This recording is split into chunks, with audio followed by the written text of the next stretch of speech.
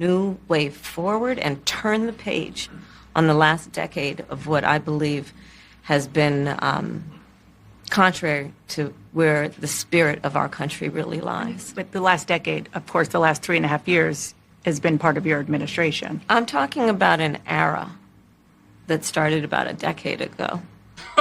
Yeah, we need to turn the page on the last decade, aka we need to turn the page on the last 4 years, because we need to cover up the failures of the Biden-Harris administration. We need to pretend like the last 4 years didn't happen in order to get Kamala Harris elected. So, of course, Kamala Harris wants to pretend like the last 10 years just didn't happen at all. But they did happen. And the last 4 years did happen. And one thing that none of us can deny is that we all experienced the last 4 years together, and none of us can sit here and pretend like it was the greatest 4 years in American history. In fact, it was the exact opposite.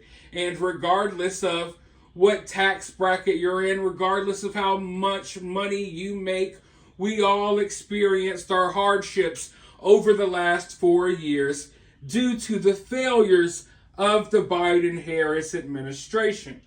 But as you see, Kamala Harris finally did her first little, 10-15 minute interview with Tim Walz, and it was a complete disaster as expected.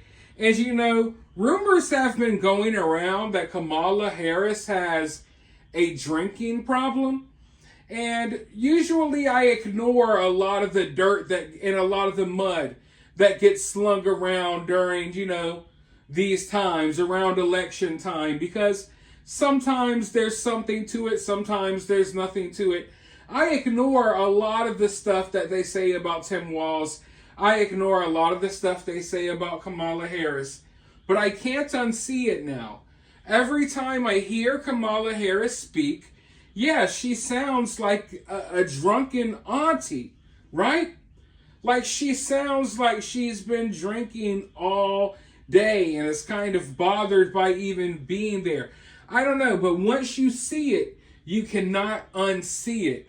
But speaking of unseen things, I wish I could have unseen the rest of this interview, but because I saw it, I want you all to watch this clip really quickly, and then I'll be right back with more thoughts. Well, there are a number of things. I will tell you, first and foremost, one of my highest priorities is to do what we can to support and strengthen the middle class.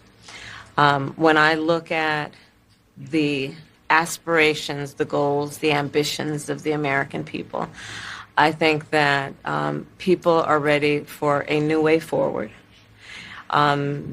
In a way that generations of Americans have been fueled by hope and by optimism.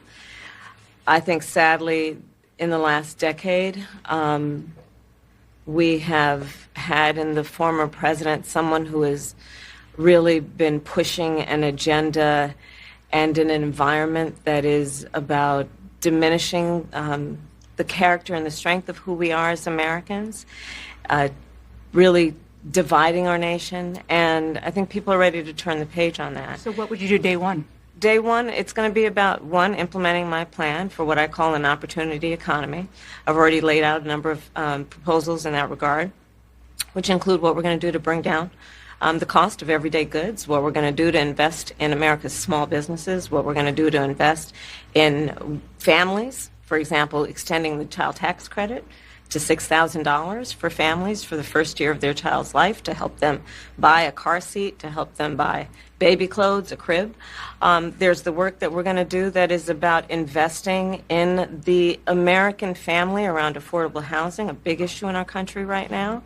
So there are a number of things on day one. Kamala Harris is simply not smart enough to understand that when she does this little political talk, like all of the politicians do, talking about a brighter day and, moving forward to something new and paving a new path forward.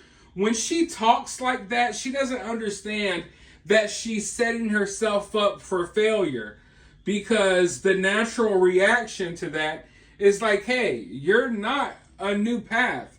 It's not like you're a new option here. You know, if we want to pave a new path forward, we actually need to leave you behind, because we've experienced everything you're about for the last 4 years, and people didn't really like it, which is kind of why they got rid of Joe Biden.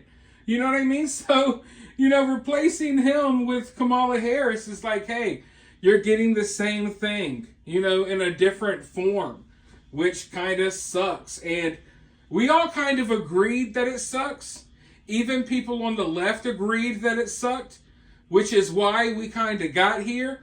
But I feel like they were kind of handcuffed to Kamala Harris due to identity politics, of course.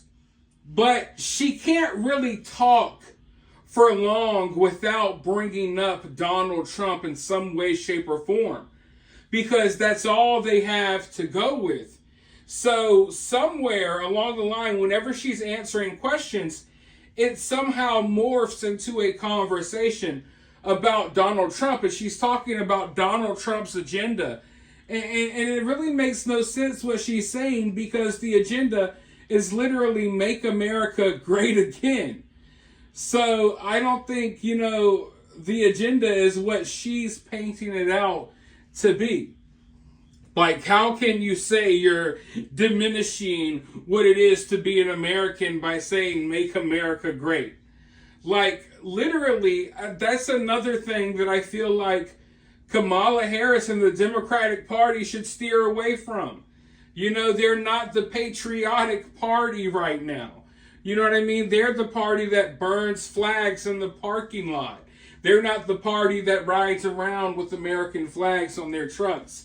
So I'm just saying, you know, trying to take it there, it's just, it doesn't really work out. It lands flat. And then when she discusses the economy, it falls flat as well, because you've been in the White House.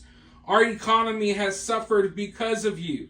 And then she talks about all of this equality and all of these other things that really just becomes socialism when you boil it down.